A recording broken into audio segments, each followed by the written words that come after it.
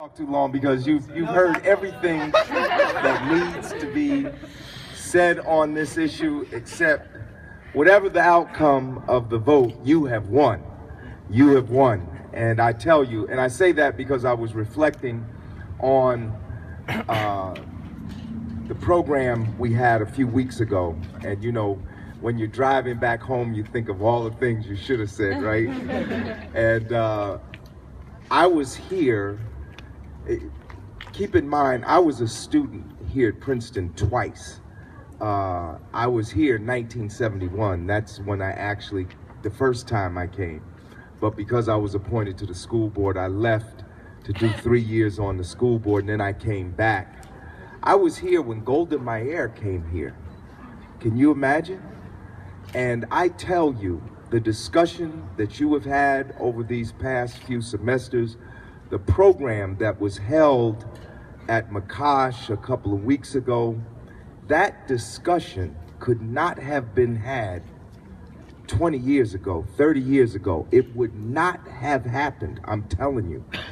So the fact that you have been able to raise people's consciousness enough to create a space so that this discussion and debate and learning and educational process can occur is a victory in itself, and you should be proud.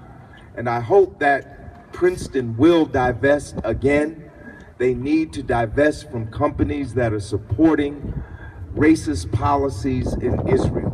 One of the things that I didn't mention when I was here before, I talked about how during the course of the struggle, when we first started fighting around divestment, we only talked about South Africa.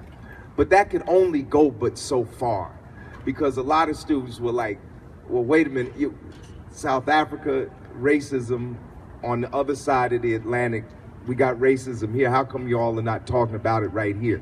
So at a certain point in the struggle against divestment, in the struggle for divestment, we began to connect domestic issues to the issue of South Africa. And that was very important. In fact, we raised it to an organizational level where we were having these rallies every day for 66 days right there on Cannon Green. So what we would have, we've had one person speak on South Africa, and we'd have another person speak on a relevant domestic issue. Not, of course, we dealt with racism here in the United States, but we dealt with other issues too. We dealt with the question of the exploitation of working people. You know, one of the things that I didn't mention when I was here before, in the earlier years when we were fighting for divestment, there was also a campaign against J.P. Stevens. J.P. Stevens is a textile manufacturer, and there was a big struggle, a big labor struggle going on with textile workers here in the United States. So there was a big campaign to boycott J.P. Stevens products. So that campaign was going on parallel to the struggle about South Africa. But we began to connect the two issues because we found that many of the same corporations that were giving the folks hell in South Africa were giving folks hell right here in the United States of America. The same companies that were supporting the racist apartheid regime were opposing affirmative action in their own plants right here in the United States, were the same banks that were making multi-billion-dollar loans to South Africa were refusing to make loans to Black and Latino homeowners here in the United States. They had redlined, what they call redlined certain communities, where they would refuse to give loans to people within those red line districts. So we began to draw out the domestic as well as the international connections, and that was important because the struggle is always to broaden the struggle, to make it as inclusive as possible, to bring together all the people, you know, who have beef, you know, with what's going on. You know, you got your beef over there, and I got my, let's bring all our beefs together, and then we can, you know, fight, you know, we can fight together. So that was our struggle. But one of the things that came up in the struggle against apartheid, and I'm sure you've discussed it already, so we're talking about, what, 35 years ago now? one of the struggles that came up was the connection between Israel and South Africa. And this became a source of tension within the coalition, because you can believe that there were certain students that did not want us to make that connection. But there was a connection. There was a very clear connection. Beside the US in the United Nations voting with South Africa, Israel was voting with South Africa. Israel was trading with South Africa when everybody else was talking about, except the United States, was talking about engaging in an economic boycott. There were connections. The Israeli army was training the South African army. The Israeli intelligence and the South African intelligence were working together. And it was also uncovered that Israel was providing technology to South Africa to build nuclear weapons. Because, as you know, Israel has nuclear weapons and has had them for some time. It's kind of like that secret that everybody knows about, the secret that's not a secret. Well, they were providing technology to South Africa. So imagine if South Africa, under the racist apartheid regime, had been able to build nuclear weapons, even nuclear weapons of low intensity, because every nuclear weapon doesn't have to be a 20 megaton bomb. You can build small nuclear weapons. And with the way the people of South Africa were concentrated on the Bantustans, they made easy targets. So this was an issue even back then, the connection between Israel and South Africa. And it became an issue not only here on campus, it was an issue throughout the anti-apartheid movement, and even became an issue back then in Congress. A fellow wrote a book, I can't recall the author's name at the moment, but a former congressman wrote a book, maybe some of you are familiar with it, They Dare to Speak.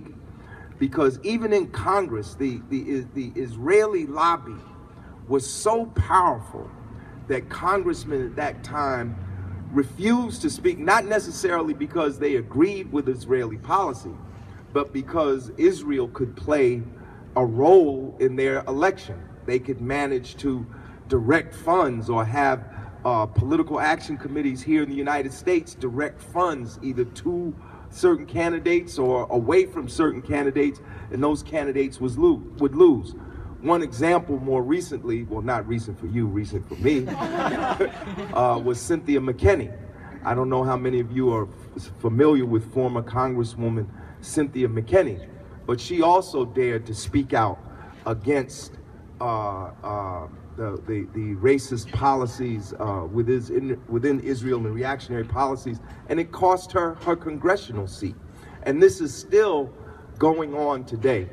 I'm 61 years old. I don't know if I mentioned this to you before, but I tell you a little story. It's not a very exciting story, but it relates to the African American struggle in this country and the struggle for self-determination of the Palestinian people. When I left Princeton in 1971 and went back to do my 3 years on the Board of Education, as many of you know, at that time I was very much under the influence of revolutionary black nationalism. And as such, I had and still have an African name. And those who met me as I had that African name still call me by that African name. And my children legally now have African names because I named them at birth. Because, you know, most of us who are African Americans, these are not our names. We are people whose culture, down to our names, was taken from us. Our language was taken from us. We don't even know, except now they have this really sophisticated DNA testing. They say they can tell you what part of Africa you came from, but back then, you know, we couldn't tell you what country in Africa we came from. We knew we came from Africa. We could look and say, yeah, we came from Africa, you know, but we couldn't tell you what nation or tribe that we came from. So those of us who were in the Black Revolutionary Movement, we took on African names, you know, and my name at that time was Adimu Chunga. So if you go back into the Princeton archives and you look for Larry Hamm, you might not find too many things under Larry Hamm. But if you look under Adimu Chunga, you'll find boatloads of stuff, because that was the name that I was known under at that time. I was very much under the influence at that time of the poet, playwright, and activist who's now passed on, Amiri Baraka. Any of you familiar with Amiri Baraka? Well, I was brought into the movement as such by Amiri Baraka. I was very much influenced by his political ideology. And one of the things that was going on in the late 60s and early 70s was something called the Black Power movement. And the Black Power movement was an extension of the Civil Rights movement. In the Civil Rights movement, black people were struggling for what? The right to vote, Really, we had already won that with the passage of the 13th, 14th, and 15th Amendments. But after the Reconstruction period, the attempt was to take everything away that we had won during the Civil War and really to re-enslave us. So what happened with the advent of Jim Crow, many black people in the South, Jim Crow policies, many black people in the South lost their right to vote. So one of the big struggles of the Civil Rights Movement was the struggle for the right to vote. And one of the great victories of the Civil Rights Movement, one, the passage of the Civil Rights Act of 1964, and two, the passage of the Voting Rights Act of 1965. So the Civil Rights Act helped us reestablish the right to vote for many. The Black Power movement was in fact the exercise of the right to vote, because we had apartheid right here in America. You had whole black city, whole city is black, but ruled by a handful of white people. The city of Newark was a case in point. Majority black city by 1960 had one black councilman. His name was Irvin Turner. And that situation existed up through the time of the rebellion. There was a great rebellion in Newark in 1967. And this is something I would urge all of you who are working on the issue of social justice to familiarize yourselves with the struggle for social justice right here in this country, with the struggle, not just for the Black Power movement and black people's freedom struggle, but the struggles of all oppressed peoples in this country. But the point was that Stokely Carmichael raised the slogan of Black Power in the mid-1960s, and that was the birth of the Black Power movement. And essentially it was for black people to have political control, to have self-determination. We didn't have self-determination, to have political control over the institutions of our communities. And so in 1967, there was a rebellion. Keep in mind that there were 1,000 rebellions in the United States, 1,000 urban uprisings between 1960 and 1972. That's very important because, see, when people remember the 60s, they only remember the civil rights protests. They only remember the freedom rides and the sit-ins, and they should remember those things. But those were not the only forms of struggle that people were engaged in. And there were massive uprisings that occurred in urban areas across this country beginning in 1960 and not ending until really roughly about 1972. There wasn't just a rebellion in Newark, New Jersey. There was a rebellion in every major city in New Jersey. You go back and you read Governor Hughes' Blue Ribbon Panel Commission report on civil unrest in the state of New Jersey. The first rebellion wasn't even in Newark. It was in Jersey City in 1966. So there was this Black Power movement, and it was a Black Power convention movement. And in Newark, we elected Ken Gibson out of the convention movement. Literally 3 weeks after the uprising in Newark, there was a Black Power conference in 1967. There was a Black Power convention in 1968. And then there was a Black and Puerto Rican convention in 1969. And out of that came what was called the Community Choice Team. And that's how Newark elected its first African-American mayor and 3 additional African-American city councilmen. So this convention movement continued. It continued not only in Newark, but it continued around the country and culminated in the National Black Political, you can Google this, the National Black Political Convention in Gary, Indiana in 1972. And what happened is that black people all over this country, in all of the 50 states, elected delegations to come to Gary, Indiana, where Mayor Richard Hatcher was the mayor, and have this Black Power convention to kind of hammer out, you know, self-determination for black people in this country. So we were trying to put together what was called a black political agenda. And the black political agenda not only dealt with domestic issues, it also dealt with international issues. And guess what one of those international issues was? The situation with the Palestinian people. There was only one plank that pertained to Israel and Palestine.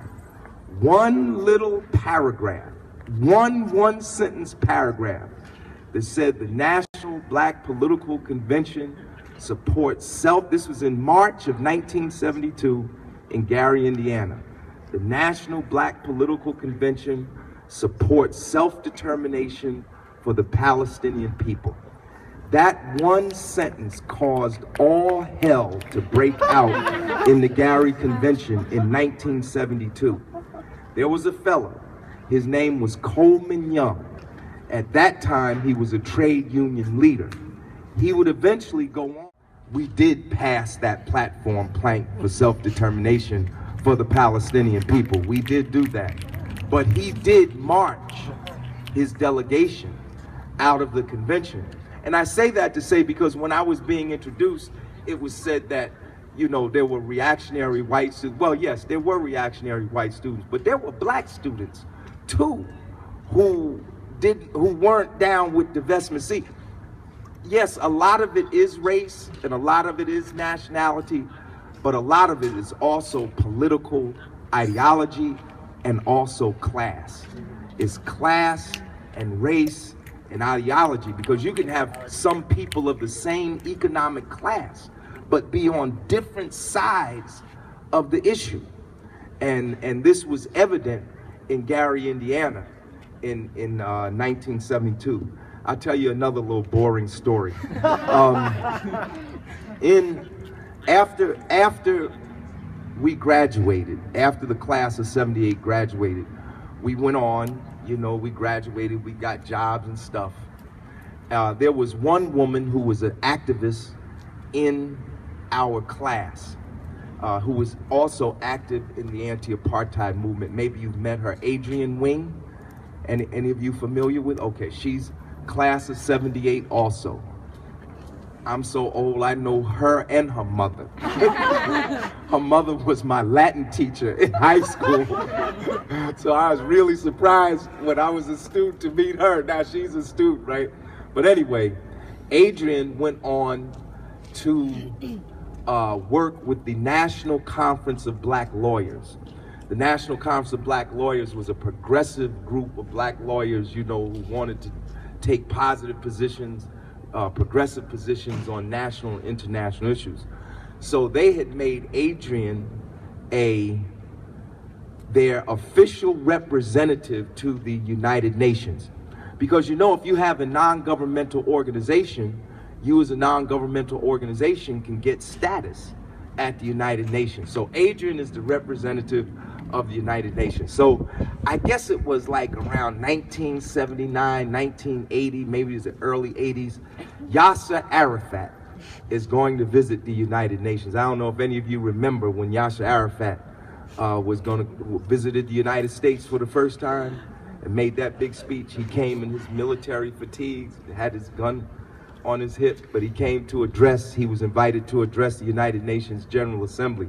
So Adrienne was the representative of the National Conference of Black Lawyers.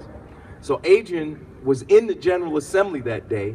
The room was crowded, so she couldn't sit anywhere. So she was standing on the wall. And guess who comes through the door?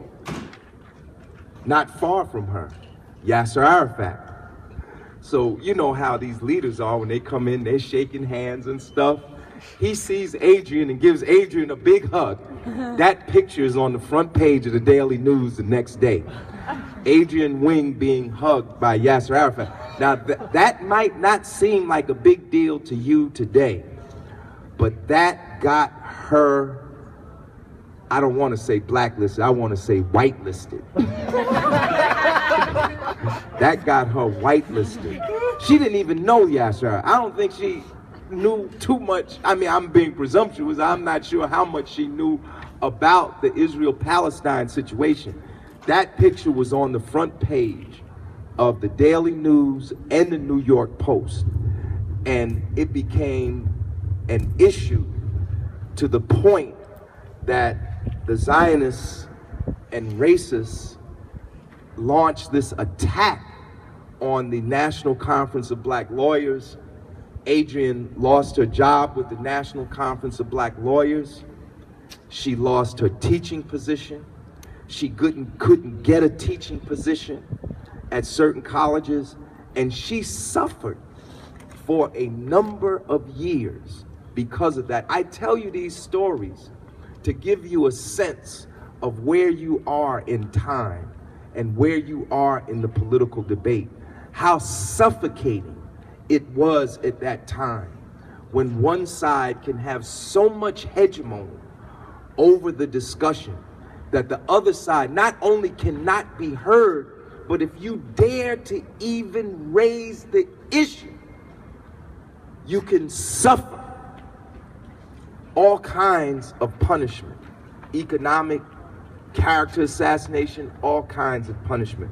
But Adrian survived that. I believe she's the department chair somewhere today. She was a very strong woman, and she was able to survive that. But she had to leave New York City. She had to leave the East Coast. And there's a book, I mentioned this right before, They Dare to Speak. If you can find that book and read some of that book, it'll give you a sense. So you have made great progress. I hope that the vote comes out the way we want it to come out. So that means you got to keep working between now and whenever the polls close. I mean, I wish we had thought of something like, we never thought of having like a campus-wide referendum. They did polls and stuff back there, but we never thought of having a campus-wide or wide referendum. So it's a really positive thing, and I'm really proud of you. You don't know how proud of you I am, because to me, you represent the best in Princeton University. You really do. And it's good for me to know that there are students on this campus who have a social conscience and who do want to change the world. Because it's really not just about the Palestine-Israel situation. It's not just about South Africa. It's not just about any one issue. What this really is about is trying to build a better world. This world is going to hell. It is on the road to hell. And if you don't get out there and become the new leaders and become the new captains of this ship and turn this ship around, we will not have a bright future. So I say to you, power to the people, and keep on pushing. Thank you very much.